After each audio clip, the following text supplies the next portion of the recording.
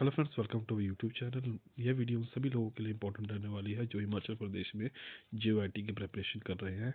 मैं इस वीडियो के माध्यम से आपको ये बताना चाहता हूँ कि मैं अपने चैनल पर कंप्यूटर लैंग्वेज की basic to advance series start करने जा रहा हूँ, जिसमें हम सभी कंप्यूटर के इंपॉर्टेंट टॉपिक्स को 1 बाय 1 कवर करेंगे। ठीक है, तो यह वीडियो आपके लिए पहली वीडियो होने वाली है हमारी सीरीज़ की, जिसका टॉपिक रहेगा ऑपरेटिंग सिस्टम। तो चलिए स्टार्ट करते हैं। वीडियो अच्छा लगे तो लाइक करें, शेयर करें और सब्सक्राइब करें। तो हमारा फर्स्ट टॉपिक है इसमें ऑपरेटिंग सिस्टम। तो सबसे पहले हम इसकी डेफिनेशन को समझ लेते हैं। इसकी डेफिनेशन को मैंने 3 पॉइंट्स में डिवाइड किया है। ठीक है, तो फर्स्ट पॉइंट है हमारा, it manages all computer hardware. Operating system क्या करता है, हमारे कंप्यूटर के हार्डवेयर को यूज़र के लिए मैनेज करने का काम करता है, उसको प्रोवाइड करने का काम करता है। अ, हम इसको ऐसे देख सकते हैं कि जो ऑपरेटिंग सिस्टम है वो मेनली क्या काम करता है, यूज़र को रिसोर्स प्रोवाइड करने का काम करता है। चाहे वो हार्डवेयर की फॉर्म में हो, चाहे मेमोरी एलोकेशन हो, चाहे फाइल्स का डिस्ट्रीब्यूशन हो। ठीक है, तो मुख्य कार्य जो है ऑपरेटिंग सिस्टम का, वो रिसोर्स प्रोवाइड करना है यूज़र के लिए। It provide base for application programs. यह जो है बेस प्रोवाइड करता है एप्लीकेशन प्रोग्राम्स के लिए, मतलब एक आधार, एक बेस कह सकते हैं, आधार कह सकते हैं। ये प्रोवाइड करता है जितने भी हमारे कंप्यूटर में सॉफ्टवेयर होते हैं उनके लिए। ठीक है, ताकि वो अच्छे से रन कर सके, अपने टास्क को परफॉर्म कर सके और यूज़र को इसमें हेल्प कर सके। ठीक है, थर्ड है हमारा intermediary between user and hardware. तो ऑपरेटिंग सिस्टम क्या होता है, यूज़र और हार्डवेयर के बीच में एक इंटरमीडियरी, आप इसको कह सकते हैं कि ये एक मिडल मैन की तरह या एक ब्रिज की तरह, पुल की तरह काम करता है यूज़र और हार्डवेयर के बीच में। ठीक है, तो नेक्स्ट हमारा टॉपिक है इसमें हिस्ट्री। तो अब इसकी थोड़ी सी हिस्ट्री भी हम जान लेते हैं। जैसे कि operating system was first discovered by the general Motors in USA इन 1956। तो ऑपरेटिंग सिस्टम का जो है डिस्कवरी यह USA में हुई थी 1956 में, जनरल मोटर्स नाम की कंपनी के द्वारा। फिर हम इसमें आगे देखते हैं कि कैसे जो है जनरेशन बाय जनरेशन इसमें अपग्रेडेशन आई, कैसे कैसे इसमें नई नई इनोवेशंस हुई। ठीक है, तो जैसे कि फर्स्ट जनरेशन कंप्यूटर में, जिसकी टाइमलाइन 1940 से 1955 के बीच में है, उस समय जो है हमारे कंप्यूटर्स में कोई ऑपरेटिंग सिस्टम नहीं यूज़ होता था। उस समय जो है इनायक और यूनिवैक का दौर था, जो कि हमारे अर्ली कंप्यूटर्स माने जाते हैं। तो प्रोग्राम्स को जो है एंटर किया जाता था पंच कार्ड और वॉइस के द्वारा, क्योंकि इस समय जो है इतनी ज़्यादा जो है टेक्नोलॉजी नहीं थी, इतनी ज़्यादा जो है रिसोर्सेज नहीं थे इंसान के पास, और बहुत ही अर्ली स्टेजेस के जनरेशन थे, कंप्यूटर्स थे, सॉरी। ठीक है, तो उस समय जो है कोई भी हमारे पास ऑपरेटिंग सिस्टम नहीं होता था, और यूज़र जो है डायरेक्टली इंटरेक्ट कर सकता था हार्डवेयर से। ठीक है, मतलब डायरेक्टली यूज़ कर सकता था हार्डवेयर को। Computers can run one program at a time. और कंप्यूटर जो है सिर्फ एक ही प्रोग्राम को रन कर सकता था एक समय में, मतलब एक ही प्रोसेस को एग्जीक्यूट कर सकता था एक पर्टिकुलर टाइम में। ठीक है, तो नेक्स्ट हम इसमें देखते हैं सेकंड जनरेशन कंप्यूटर। इसकी टाइमलाइन हमारी 1955 से 1965। इस जनरेशन में हमारा बैच प्रोसेसिंग ऑपरेटिंग सिस्टम को इंट्रोड्यूस किया गया था, और जो है introduction of transistors, computer become smaller. और ट्रांजिस्टर्स का भी इस समय इंट्रोडक्शन हुआ था हमारे कंप्यूटर्स में, और कंप्यूटर्स का साइज जो है पहले से ज़्यादा स्मॉल हो चुका था। आपको जैसे पता है कि फर्स्ट जनरेशन कंप्यूटर्स में बहुत ज़्यादा साइज़ के, बहुत बड़े साइज़ के, लार्ज साइज़ के होते थे कंप्यूटर्स। ठीक है, तो जैसे जैसे हमारी जनरेशन आगे बढ़ती गई तो साइज़ भी हमारा जो है कम होता गया। Batch OS developed programmes with similar jobs grouped into batches. Batch operating system हमारा क्या है, इसमें हमारे जो है सेम टास्क के एक पर्टिकुलर ग्रुप्स बना दिए जाते हैं, और उन्हीं ग्रुप्स को 1 बाय 1 करके कंप्यूटर जो है एग्जीक्यूट करता है। ठीक है, तो यूज़र क्या करता था उसमें, उन अपनी जॉब्स को या टास्क को ऑपरेटर्स को, कंप्यूटर ऑपरेटर को सबमिट करता था, और कंप्यूटर ऑपरेटर उसके बाद उसको कंप्यूटर में इंस्टॉल कर देते थे। ठीक है, तो मेन OS कंसेप्ट इसमें था हमारा job scheduling and automatic program execution. अच्छा जी, तो फिर इसके बाद हम इसके एग्जांपल्स की बात करें तो IBM 7094 हमारा पहला जो था बैच प्रोसेसिंग ऑपरेटिंग सिस्टम था। ठीक है, तो नेक्स्ट की हम बात करते हैं थर्ड जनरेशन कंप्यूटर। इसकी टाइमलाइन है 1965 से 1980 के बीच में। इस जनरेशन में हमारा मल्टी प्रोग्रामिंग और टाइम शेयरिंग का कंसेप्ट जो है वो सामने आया। An introduction of integrated circuits. और थर्ड जनरेशन में हमारे ट्रांजिस्टर से अपग्रेड होकर आईसीज मतलब इंटीग्रेटेड सर्किट्स को इसमें यूज़ किया जाने लगा। OS become advance and could run multiple programs simultaneously. तो मल्टी प्रोग्रामिंग का कंसेप्ट हमारा इसमें यह था कि इसमें जो है ऑपरेटिंग सिस्टम जो है हमारे थोड़े और एडवांस हो गए थे, और इसमें जितने भी टास्क हैं और प्रोग्राम्स हैं उनको साइमल्टेनियसली मतलब एक साथ उनको रन किया जा सकता था या एग्जीक्यूट किया जा सकता था। ठीक है। Time sharing OS allowed many user to use the system at the same time. ठीक है। जो नेक्स्ट बिग थिंग थी इसमें वो थी टाइम शेयरिंग। टाइम शेयरिंग में हमारा ऐसा होता था कि बहुत सारे यूजर जो है एक समय पर जो है सिस्टम को यूज़ कर सकते थे। ठीक है। ये अलाउ करता था बहुत सारे यूज़र को सिस्टम को यूज़ करना at the same time. Improve resource utilization, और रिसोर्स की यूटिलाइजेशन भी जो है हमारी इम्प्रूव हो चुकी थी। तो इसके एग्जांपल्स जो है, हम इम्पोर्टेंट एग्जांपल्स की बात करें तो वो था हमारा यूनिक्स, ठीक है, मल्टिक्स एंड IBM 360। ठीक है। नेक्स्ट की अगर हम बात करें यहाँ पे फोर्थ जनरेशन कंप्यूटर, इसकी टाइमलाइन है हमारी 1980 से लेके 2000 के बीच में। तो इस समय में हमारे पीसीज मतलब पर्सनल कंप्यूटर्स हमारे आ चुके थे। ठीक है। और micro processors led to home computers, और उसमें माइक्रो प्रोसेसर्स भी हमारे यूज़ होने शुरू हो गए थे। GUI, ठीक है, GUI मतलब ग्राफिकल यूज़र इंटरफेस भी हमारा इंट्रोड्यूस हुआ था। User friendly OS for personal use, और यूज़र फ्रेंडली ऑपरेटिंग सिस्टम्स भी हमारे पर्सनल यूज़ के लिए स्टार्ट कर दिए गए थे। ठीक है। Important OS of this era, तो इस एरा का जो है इम्पोर्टेंट ऑपरेटिंग सिस्टम हमारा क्या है, MS-DOS and Microsoft Windows, Apple Mac OS and Linux. ठीक है। तो एग्जांपल आपको याद रखने पड़ेंगे कि कभी कभी जो है क्वेश्चन इसमें से बन जाते हैं। ठीक है। तो नेक्स्ट है हमारा फिफ्थ जनरेशन कंप्यूटर, जो 2000 से अभी तक जारी है। इस जनरेशन में हमारे मॉडर्न ऑपरेटिंग सिस्टम्स जो है वो यूज़ किए जाते हैं। It focuses on mobile cloud security AI and multi core processors. तो इस जनरेशन में हमारे मेनली क्या आते हैं, हमारे मोबाइल के जितने भी एंड्रॉयड वर्जन्स हैं, cloud computing, security, AI and multi core processors. ठीक है। तो मल्टी कोर प्रोसेसर्स और AI का जो है इंट्रोडक्शन जो है अभी इसमें रिसेंटली जो है इस जनरेशन में स्टार्ट हुआ है। ठीक है।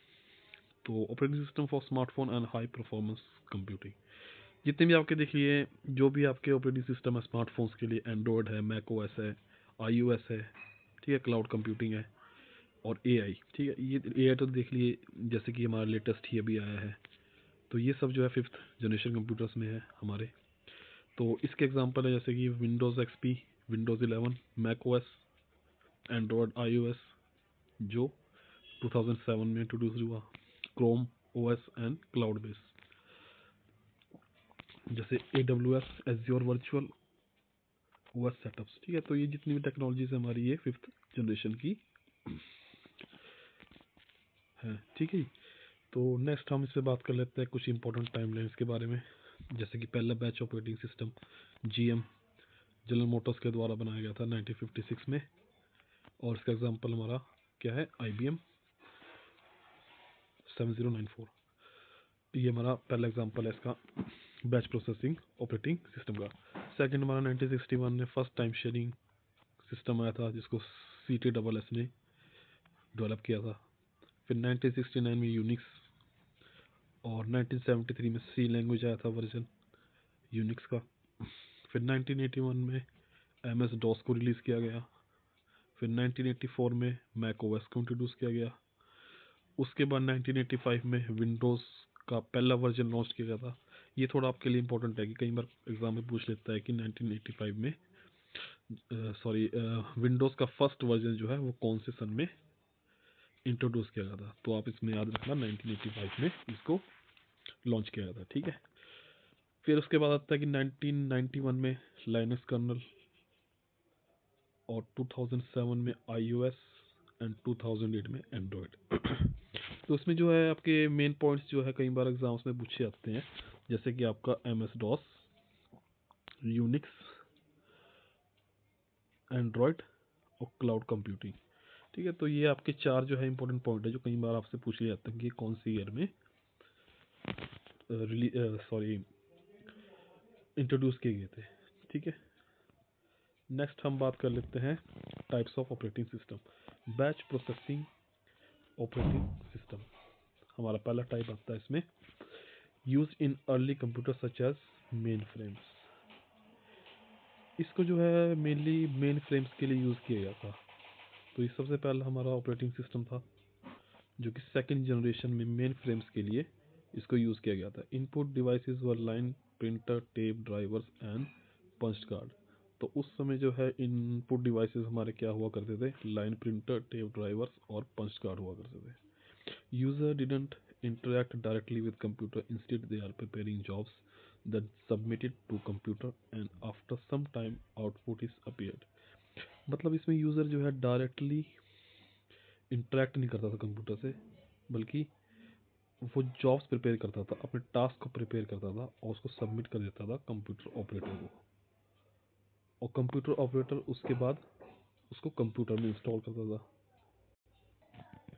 ठीक है। और उसके बाद जो है थोड़ा समय लेता था कंप्यूटर और फिर अपना आउटपुट देता था, ठीक है। तो ये प्रोसेस जो है बहुत ज़्यादा लेंथी हो गई थी और इसमें बहुत ज़्यादा रिजल्ट्स के लिए वेट करना पड़ता था, ठीक है। तो main task was transferred automatically to one job to next. और इसका जो मुख्य कार्य था वो था ट्रांसफ़र करना एक जॉब से दूसरी जॉब को, ठीक है, ऑटोमेटिकली ट्रांसफ़र करने का काम था, ठीक है। Best the similar needs and run them together age groups. तो ये क्या करता था कि एक टाइप की जॉब्स को अलग तरीके से एक बंडल बनाकर आप कह सकते हैं, या उसको ग्रुप करके बैच बनाकर जो है वन बाय वन करके उसको एग्जीक्यूट करता था कंप्यूटर, ठीक है। इसकी डिसएडवांटेजेस की बात करें तो हम इसमें high latency and delayed results, मतलब रिजल्ट्स जो हैं एग्जीक्यूट करने में, कंप्यूटर जो एग्जीक्यूट करने में इसको बहुत ज़्यादा समय ले लेता था, जिससे जो है रिजल्ट्स जो है बहुत लेट आते थे, ठीक है, और बहुत ज़्यादा वेट करना पड़ता था अपने प्रोग्राम्स को एग्जीक्यूट होने के लिए। Speed to IO devices are much slower than CPU. और इस पे जो स्पीड थी इनपुट आउटपुट डिवाइस की बहुत स्लो थी देन सीपीयू। सीपीयू के से कंपेयर करें तो इसकी जो डिवाइसेस की जो स्पीड थी इनपुट आउटपुट डिवाइसेस की वो बहुत ज़्यादा स्लो थी, ठीक है। तो कुछ कॉमन एग्जांपल्स की बात करें इसमें तो वो है हमारे IBM ZOS, IBM 7094, Unix, IBM MVS, payroll, billing system, data processing and automated backups. तो ये आपके जो है कुछ इंपॉर्टेंट एग्जांपल्स हैं, ठीक है। मल्टी प्रोग्रामिंग ऑपरेटिंग सिस्टम, इसके भी कुछ पॉइंट्स हम देख लेते हैं, जैसे कि always increases CPU utilization by organization of jobs. तो ये क्या करता था, इस ऑपरेटिंग सिस्टम में क्या होता था कि हमारा जो CPU है उसकी यूटिलाइजेशन जो है वो बढ़ गई थी। And CPU has one job to execute. और जो है CPU के पास क्या होती थी, सिर्फ एक समय में एक जॉब होती थी एग्जीक्यूट करने के लिए। पहले में क्या होता था कि उसको एक ग्रुप में जाके वो एग्जीक्यूट करता था वन बाय वन, ठीक है ना, फिर नेक्स्ट ग्रुप पे जाके वो करता था वन बाय वन। तो इस सिस्टम में ऐसा नहीं था। मल्टी प्रोग्राम में क्या होता था कि मल्टीपल जॉब्स को साइमल्टेनियसली एग्जीक्यूट करता था, ठीक है। Keep several job in memory simultaneously. Next point हमारा यही है कि अपनी मेमोरी में जो है बहुत सारी जॉब्स को वो साइमल्टेनियसली एग्जीक्यूट कर सकता था। Operating system simply switches and execute another jobs. तो इसमें जो है एक जॉब को कंप्लीट करने के बाद ये जो है स्विच कर जाता था नेक्स्ट जॉब पर और उसको एग्जीक्यूट करता था। तो ये प्रोसेस थोड़ी सी फास्ट हो गई थी मल्टी प्रोग्रामिंग में, मल्टी प्रोसेसिंग में। मेजर ड्रॉबैक क्या था इस ऑपरेटिंग सिस्टम का कि the computer system makes decision for user. तो इसमें क्या करता है, यूज़र जो है अपनी मर्जी से काम को नहीं करा सकता था। इसमें जो है ऑपरेटिंग सिस्टम जो है खुद से डिसीजन लेता था यूज़र के लिए, ठीक है। The system choose one among them several jobs to run. और सिस्टम जो है अपने आप से चूज करता था मल्टीपल जॉब्स में से किसी एक जॉब को एग्जीक्यूट करने के लिए। इसी कंसेप्ट को हम कहते हैं सीपीयू शेड्यूलिंग। इसको आगे वीडियो में कवर करेंगे, सीपीयू शेड्यूलिंग कैसे होती है, शेड्यूलर्स कैसे काम करते हैं, ठीक है। तो कुछ कॉमन एग्जांपल इसके हैं हमारे Linux, macOS, Windows and mobile OS such as Android. तो जितने भी हमारे देखिए विंडोज़ हैं जो हम करंटली यूज़ कर रहे हैं, आज की जनरेशन में हम यूज़ कर रहे हैं, ठीक है। विंडोज़ हो गया, मोबाइल ओएस हो गया, हमारा एंड्रॉयड वर्जन जितने भी हो गए, ये सब मल्टीपल प्रोग्रामिंग कंसेप्ट के ऊपर बेस्ड है, ठीक है। जैसे आप फिगर में देख सकते हैं कि जॉब 1, जॉब 2, जॉब 3, जॉब 4, ठीक है। तो 1 बाय 1 जो है इनको मल्टी प्रोग्रामिंग में एग्जीक्यूट करता है सीपीयू, और क्विकली जो है इन जॉब्स के बीच में स्विच करता रहता है, ठीक है। जिससे हमारा टाइम कंज्यूमिंग थोड़ा कम रहता है। नेक्स्ट है हमारा टाइम शेयरिंग ऑपरेटिंग सिस्टम। ये भी हमारा जो है बहुत इंपॉर्टेंट कॉन्सेप्ट है। इससे भी जो है एग्ज़ाम में बहुत सारे कई बार क्वेश्चंस आ जाते हैं। इसको हम मल्टी यूज़र ऑपरेटिंग सिस्टम भी कहते हैं। मतलब एक समय पे आपके कई यूज़र जो है ऑपरेटिंग सिस्टम का यूज़ कर सकते हैं, ठीक है। मल्टी यूज़र कंसेप्ट पर ही बेस्ड है। CPU execute multiple jobs by switching among them. तो इस कंसेप्ट में क्या था हमारा कि सीपीयू जो है मल्टीपल जॉब्स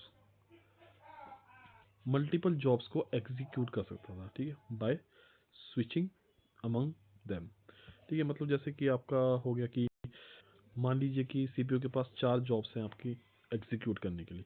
तो सीपीयू क्या करेगा कि पहले फर्स्ट जॉब को लेगा, उस पर थोड़ा सा टाइम अपना उस पर अपना टाइम थोड़ा लगाएगा वो एग्जीक्यूट करने के लिए। अगर वो प्रोसेस ज़्यादा टाइम ले रही है तो उसको वहीं पे छोड़कर नेक्स्ट प्रोसेस पर शिफ्ट कर देगा। मतलब एक ऐसी जॉब पर शिफ्ट कर देगा जो उससे कम टाइम ले, फिर उसको एग्जीक्यूट करने के बाद फिर वो नेक्स्ट पे अपना स्विच करेगा। अगर वो थोड़ा टाइम ले रही है तो उस जॉब्स को सर्च करेगा जो कम टाइम ले रही है, फिर वन बाय वन करके ऐसे स्विच करके वो उनको एग्जीक्यूट करता जाता है, ठीक है, सीपीयू। तो ऐसी प्रोसेसेस जो कम समय ले रही हैं उनको पहले एग्जीक्यूट करेगा, और जो ज़्यादा समय ले रही है उनको बाद में एग्जीक्यूट करेगा, ठीक है। तो बेसिकली यही टाइम शेयरिंग ऑपरेटिंग सिस्टम का आपका कंसेप्ट था। तो each action in this system is short, only little CPU time is needed, this is known as time slice. जो भी एक्शन होता है हमारा इस सिस्टम में वो शॉर्ट होता है, मतलब थोड़े कम समय के लिए होता है। Only little CPU time is needed, this is known as time slice. और बहुत ही कम समय के लिए सीपीयू का यूटिलाइजेशन होता है उसमें, तो इसी को हम कहते हैं टाइम स्लाइस। पहला टाइम शेयरिंग जो है ऑपरेटिंग सिस्टम जो है वो किसके द्वारा डेवलप किया गया था, CTSS के द्वारा। कंपैटिबल टाइम शेयरिंग सिस्टम जो है डेवलप किया गया था MIT के द्वारा, सॉरी, इन 1961 में। एग्जांपल्स हमारे इसके आगे Unix, Linux, Windows NT and 2000, ठीक है। जैसा कि आप देख सकते हैं आपके सामने फिगर में दिखाया गया है कि कैसे जो है स्विच करता है। मतलब बहुत सारे यूज़र्स जो हैं एक सीपीयू को या उसके ऑपरेटिंग सिस्टम को यूज़ कर सकते हैं, और बारी बारी से जो है अपनी प्रोसेस को एग्जीक्यूट करता है CPU by switching among them. तो आज के लिए वीडियो इतना ही है। नेक्स्ट पार्ट में हम इसके और एग्जांपल्स को कवर करेंगे और टॉपिक्स को जो है हम स्टडी करेंगे, ठीक है।